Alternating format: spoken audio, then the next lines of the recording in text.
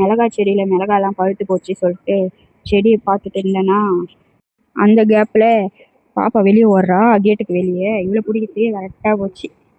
உள்ளே வாடினா நான் வரமாட்டேன்னு அப்படியே நின்றுன்னு இருக்கா. வாடி வாடின்னு கத்திக்கினே மிளகாவை பறிக்க ஆரம்பிச்சிட்டேன். ஒரே எரிச்சலாக போச்சு கையெல்லாம். நல்லா பழுத்து போன மிளகாவாக இருக்குது, காயவே இல்லைப்பா. காயம்னு பார்த்தா அது காயவே இல்லை. சரி சொல்லிட்டு அறுத்துடலாம் சொல்லிட்டு அறுத்துட்டு இருக்கேன். இவ்வளோ மிளகா வந்தது. வெயிலில் காய வச்சா நல்லா காஞ்சி மிளகாவும் வந்துடும் சொல்லிட்டு வெயிலில் காய வச்சிட்ருக்கேன். பச்சை மிளகாலாம் என் பொண்ணு சேர்த்து கிள்ளிட்டா. பக்கத்துலேயே பூச்செடி இருந்ததா, நல்லா கொத்து கொத்தாக பூ பூத்துருந்து. சரி டெய்லியும் கீழே தான் காஞ்சி காஞ்சி கொட்டுது சொல்லிட்டு இன்னைக்காச்சும் பறிப்போம், பாப்பா தலை கரெக்டாக இருக்கும் அந்த பூ அப்படின்னு சொல்லிட்டு பறிச்சுட்டு இருக்கேன். பறித்து முடித்த உடனே இவ்வளோ பூ தான் வந்தது. ஆனால் நம்ம கட்டிட்ட உடனே கொஞ்சம் பரவாயில்ல, பாப்பா தலை கரெக்டாக போச்சு. இதோ அழகாக கனகாமரம் பூ கட்டியாச்சு. இவ்வளோதான் வந்தது கட்டி முடித்த உடனே. இது போதும், பாப்பா தலை கரெக்டாக பட்டோம்.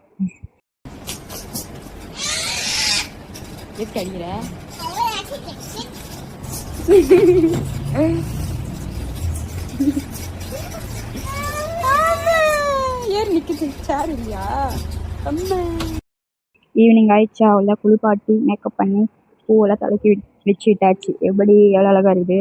இதே வேலையாக போச்சு. பிரெண்டுக்கு சேர் மேலே ஏறி நிற்கிறது, கீழே விழுது, இதே வேலையாக போச்சு. அது ஒரு ஜாலியாக போச்சு அவளுக்கு. சும்மா ஏறி ஏறி ஏறி சேர் மேலே ஏறி நின்றுட்டு இருக்கான். காலையில் வடித்த சாப்பாடு அப்படியே இருந்ததா, வேஸ்ட்டாக போயிடும்னு சொல்லிட்டு அப்புறம் எனக்கு லைட்டாக பசி எடுக்கிற மாதிரியே இருந்ததா, சரி எதுக்கு வேஸ்ட்டாக கீழே போடுதுன்னு சொல்லிட்டு கேரட் சாதம் செஞ்சு சாப்பிட்டேன். நான் பெரிய பொண்ணு, நான் கேரட்டு அரியற பார்த்து கேரட் தாமா அப்படின்னு கேட்டா. அவள் கேரட் தந்தா, அவன் முன்னாடி போய் சாப்பிட்டுக்கிறா. அவள் தான் அவ்வளோ ஓடியாரா, எனக்கும் ஒரு கேரட் தாங்க அப்படின்னு சொல்லிட்டு. அவளுக்கு தான் பல்லே இல்லை, இப்போ தான் கீழே 2 பல்லு மேலே 3 பல்லு முளைச்சிட்ருக்கு. இதில் எப்படி கேரட்டு சாப்பிட முடியும் அப்படின்னு சொல்லிட்டு அதுதான் கேரட் சாதமும் ரெடி ஆகிடுச்சு. நான் சாப்பிட்டு இருக்கும்போது எனக்கும் கொடுமான்ட்டு வந்து நின்றுதுனா ஒரு வாய் வாங்கிட்டு அவள் நான் ரியாக்ஷன் தரா பாருங்களா. அடுத்த வாய் ஊட்டும் போது வேணாவான். நான் சாப்பிட்ற மாதிரி காரம் போட்டுருந்தேன், பச்சை மிளகாலாம் போட்டு நல்லா தான் இருந்தது.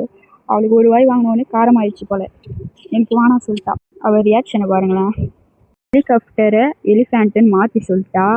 அவளை யானை பொம்மை தான் போல் வாங்கினு சொன்னா போல் அப்படின்னு சொல்லிட்டு அவங்க அப்பா நினச்சின்னு இந்த குதிரை பொம்மையை வாங்கி வந்துட்டாரு. அவள் ஒரே கற்று. இந்த குதிரை பொம்மையை போய் 500 ரூபா கொடுத்து வாங்கி வந்திருக்காரு. எதுக்கு அப்படின்னு கேட்டேன். அவள் எலிஃபேண்ட் கேட்டா சொல்லிட்டு, நான் எலிஃபேண்ட் இல்லை இது குதிரை வாங்கி வந்துட்டேன் அப்படின்னு சொன்னான்.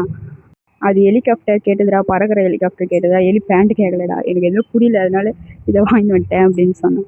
சரி விடு, பாப்பா ஃபஸ்ட்டு பர்த்டேக்கு எதுவுமே வாங்கி தரல, இதையாச்சும் வச்சுன்னு ஓட்டட்டும், அப்புறம் நான் மாற்றி போய் வாங்கிட்டு வா, இது வேணாம் அப்படின்னேன். வேணா பாப்பா ஜாலியாக விளையாடுறா விடு அப்படின்னு சொல்லிட்டு அவளை விளையாட வச்சுன்னு காமிச்சுன்னு இருந்தான். பிரெனிக்கு ஒரே சந்தோஷம். இந்த கேப்பில் இவங்கள பார்த்தீங்கன்னா பிரிஞ்சு செய்யலான்னு செஞ்சு அவள் தான் அடி பிடிச்சிச்சு. அரிசியில் முட்டை கலக்கி